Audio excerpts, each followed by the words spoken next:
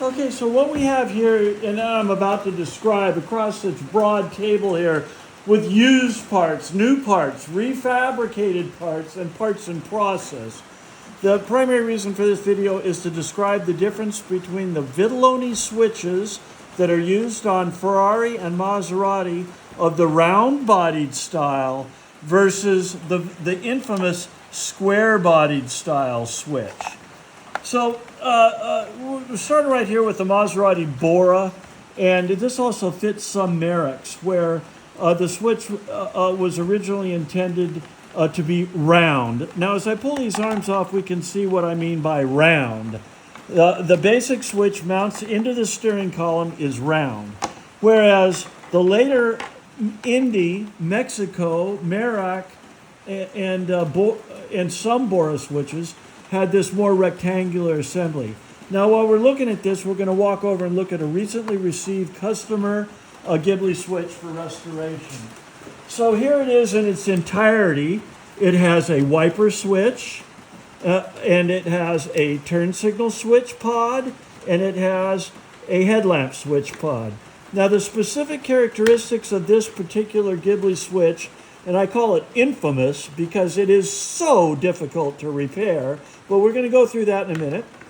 Specifically, this is the windshield wiper arm. It comes in two different quick fashions, depending on whether it comes from Australia, where the switch is actually on the vehicle, as in Australia, upside down. So there are two different bends on this, but hard to tell the differences.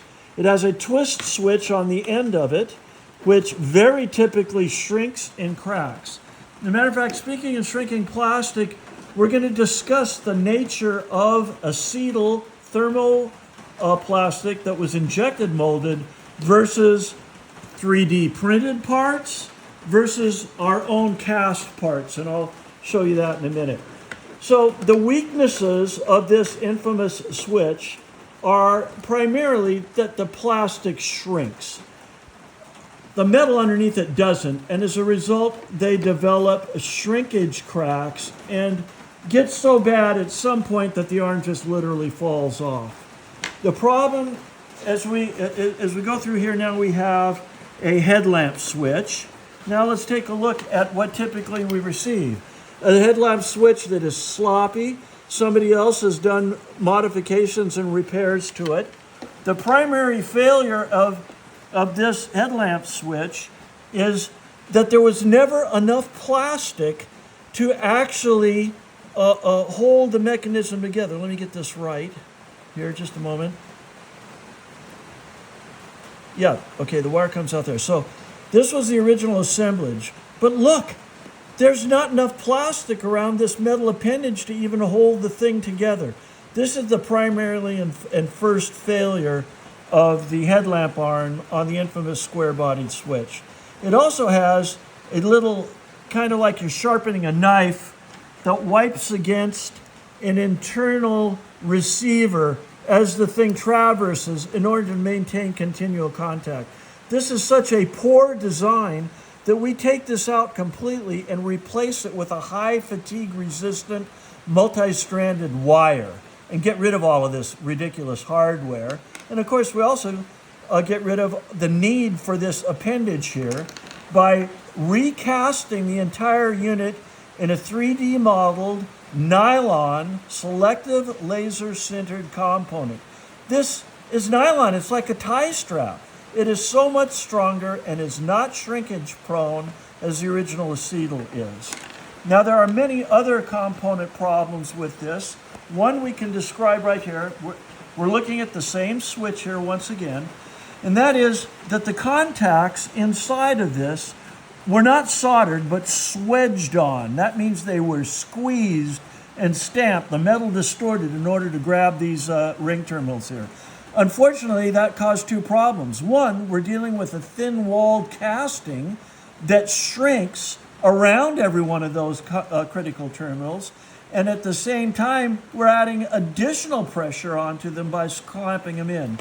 When we're finished with this switch, we will actually have soldered all of the terminals, repositioned them in the box, so that their contact areas, and by the way, I should mention, inside the switch is a little penny like this, and when the arm moves back and forth, it sits on these 1, 2, 3 contacts, and as a ball bearing ramps, it lifts this penny so that, like a three-legged stool, it'll have power, contact a left turn signal, contact a right turn signal, or what have you. All of these switch pods use a similar penny like that.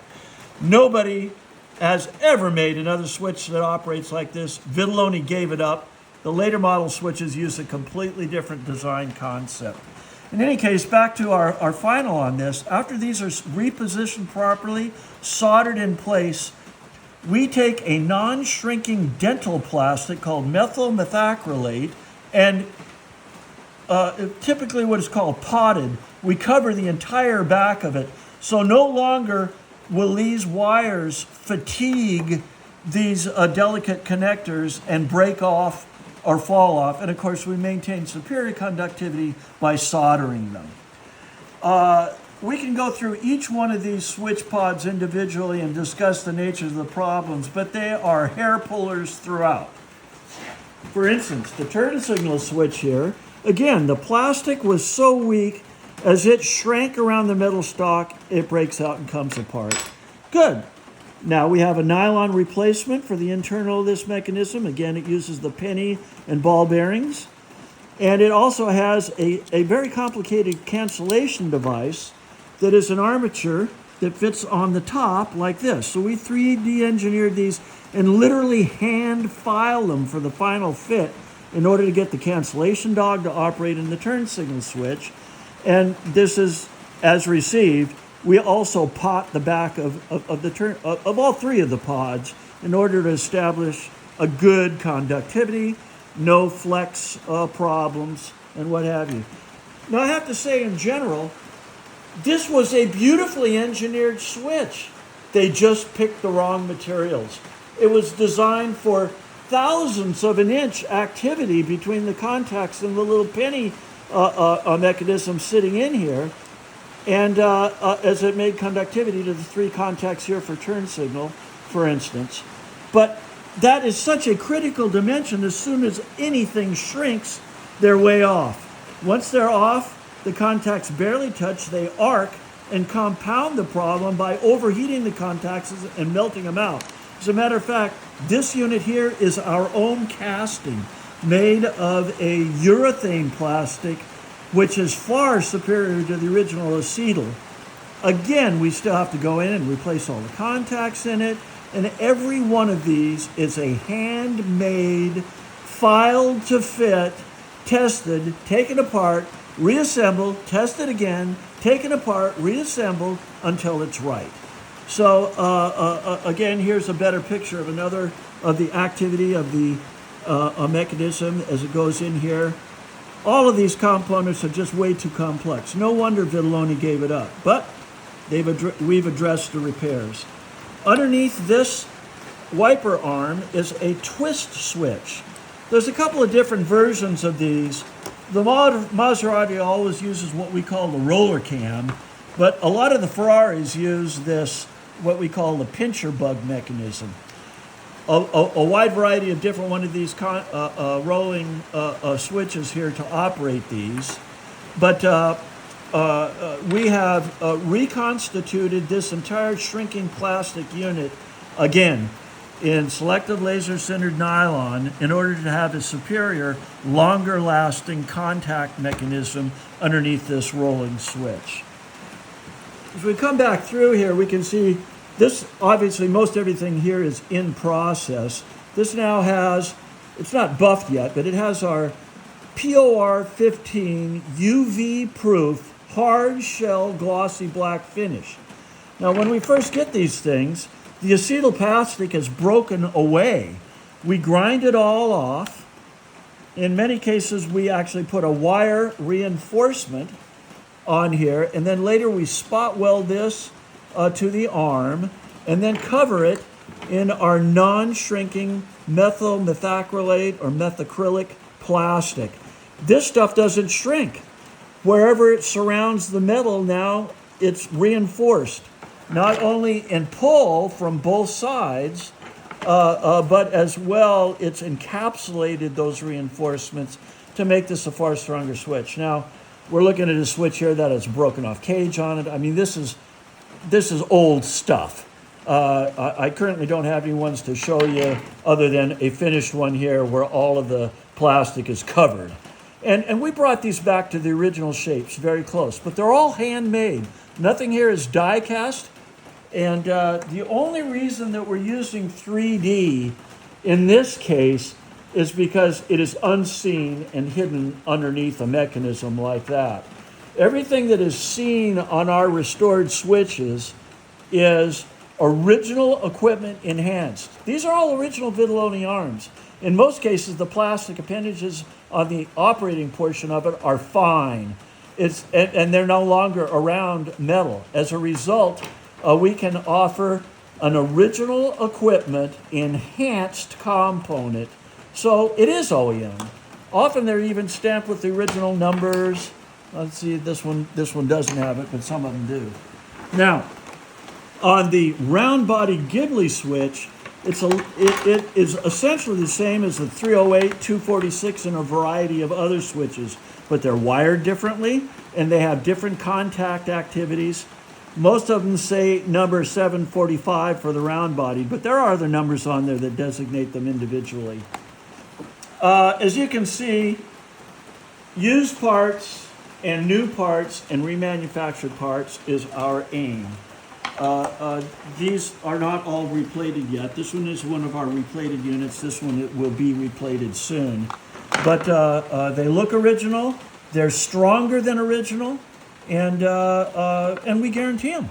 So what else? Oh, at one point, due to the rarity of the square-bodied switch, there were companies that took an Alfa Romero switch, which had the same diagonal mounting holes on it as the infamous square-bodied Vitaloni switch. Unfortunately, the arms are not the same, the knobs are not the same, and it does not have the additional feature of the town horn country horn, which is a ballpoint action switch on the end of the stock. Now, at one time I was challenged to actually put these knobs and arms onto an Alfa Romero switch that will bolt into the assembly. So these switches are very expensive to repair. This might be less expensive. I'm still waiting for somebody to foot the bill to allow us to put the Maserati knobs and functions into an Alpha switch, which would maybe less expensive than the repairs of a rectangular switch.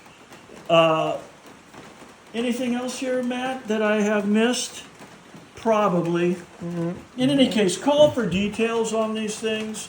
We're excited to be able to completely restore these switches in a way that's stronger, longer lasting, and better detailed than the originals. So give us a call here at Odd Parts. Thank you for listening.